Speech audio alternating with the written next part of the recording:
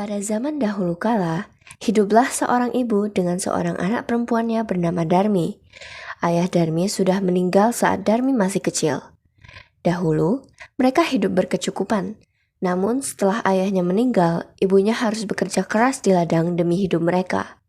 Karena setiap hari bekerja di ladang, kulitnya semakin menggelap dan berat tubuhnya pun menyusut. Semua itu dilakukan demi Darmi, putri satu-satunya.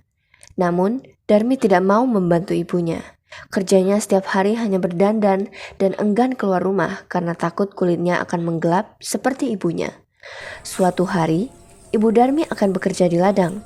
Ia akan bekerja sampai sore hari, sebab musim panen telah tiba. Ibu Darmi berkata pada Darmi, "Bisakah kamu membantu ibu untuk memasak hari ini, nak? Kalau sudah selesai, bisakah kamu mengantar ke ladang?" Nggak mau ibu, aku nggak mau masak, aku nggak mau bau badan. Apalagi suruh nganter makan ke ladang, nanti kulit aku jadi hitam kayak ibu. Ibu Darmi hanya bisa menggelengkan kepalanya dan merasa sedih. Di ladang, Ibu Darmi bekerja dengan keras. Dia mengumpulkan hasil panen karena besok ia akan menjualnya ke pasar.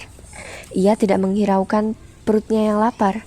Saat lelah, ia hanya bisa istirahat dan minum air yang dibawanya sambil berdoa dalam hatinya. Tuhan, tolong ubahlah anakku. Lepaskanlah dia dari sifat malasnya. Setelah pulang dari ladang, Ibu Darmi sampai di rumah. Ia terkejut melihat meja makan yang kosong, tidak ada makanan yang bisa ia makan. Darmi sama sekali tidak memasak. Darmi yang melihat ibunya pulang justru memarahi ibunya. Ada makanan, Darmi kan lapar bu. Darmi, ibu tadi kan sudah bilang suruh memasak. Darmi kan udah bilang bu, Darmi nggak mau masak. Darmi yang marah meninggalkan ibunya yang kelaparan dan lelah.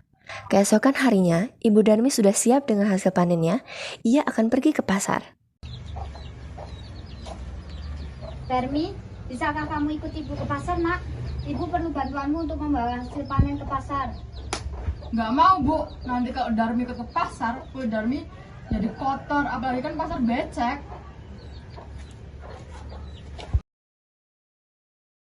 Akhirnya, Ibu Darmi ke pasar sendiri dengan membawa hasil ladang itu. Sorenya, ibu pulang membawa hasil panen yang tidak terlalu banyak. Darmi yang melihat ibunya sedang menghitung uang, segera mendekati ibunya. Bu, budak Darmi habis nih, beliin dong. Iya, besok ibu belikan. Tapi kamu harus ikut ke pasar ya, supaya ibu nggak salah membelikan. Ya udah deh, besok Darmi ke pasar. Akhirnya, Darmi dengan terpaksa ikut ibunya ke pasar. Darmi sebenarnya malu berjalan bersama ibunya yang berkulit gelap dan wajah yang tak terawat. Di sebelahku ya, di belakangku aja. Kenapa, Darmi? Udah deh bu, nurut aja kata Darmi.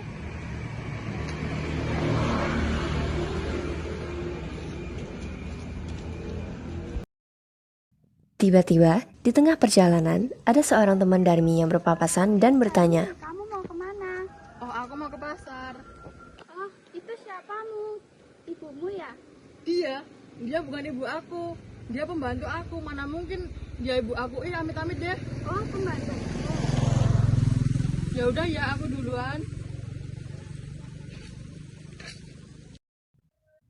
betapa sedihnya Ibu Darmi mendengar ucapan itu keluar dari mulut putrinya sendiri. Namun, ia hanya bisa menahan di dalam hatinya. Mereka melanjutkan perjalanan ke pasar. Darmi berpapasan dengan temannya yang lain. Kamu mau kemana? Aku mau ke pasar. Oh, tumben sekali kamu mau ke pasar. Itu ibumu ya? Duh, bukan. Dia bukan ibu aku. Dia pembantu aku. Oh, pembantu ya. Udah kita duluan ya. Sungguh, hati Ibu Darmi semakin sedih. Begitu tega anaknya mengakui dirinya sebagai pembantu.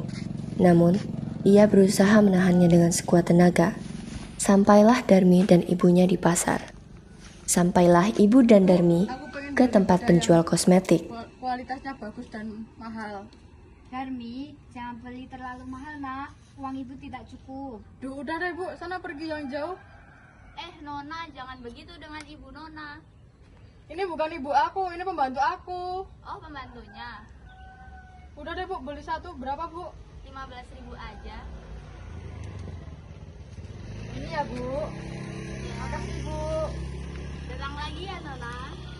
Dalam perjalanan pulang, Darmi marah karena ada barang yang tidak terbeli. Kan Darmi kan pengen dibeliin tas terbaru tadi. Kok ibu nggak beliin? Darmi, barang yang kamu beli sudah terlalu banyak nak. Uang ibu tidak cukup. Ibu Darmi tak kuasa menahan air matanya, maka Ya ia Tuhan, pun hamba berdoa. sudah tidak kuat lagi dengan sifat anak hamba Tuhan. Tolong hukum dia Tuhan agar dia menjadi jerah. Setelah Ibu Darmi selesai berdoa, tiba-tiba Darmi merintih kesakitan. Nggak bisa digerakin lagi, Bu. Maafkan ibu nak, ini semua atas perbuatanmu. Ampun, Bu, ampun. Darmi nggak Sedikit akan demi membuat sedikit, Darmi berubah menjadi batu. Ibu Darmi menangis pilu.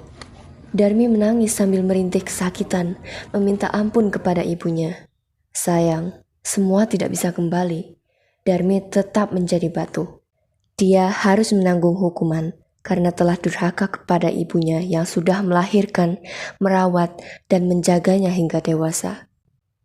Batu itu akhirnya dinamakan Batu Menangis yang berada di Kalimantan Barat. Dari cerita Batu Menangis, kita semua dapat mengambil pelajaran bahwa kita sebagai seorang anak hendaknya harus berbakti kepada orang tua kita. Ibu adalah orang yang telah mengandung, melahirkan, dan merawat kita dengan penuh kasih sayang. Hormati orang tuamu, maka akan datang keberkahan di dalam hidupmu.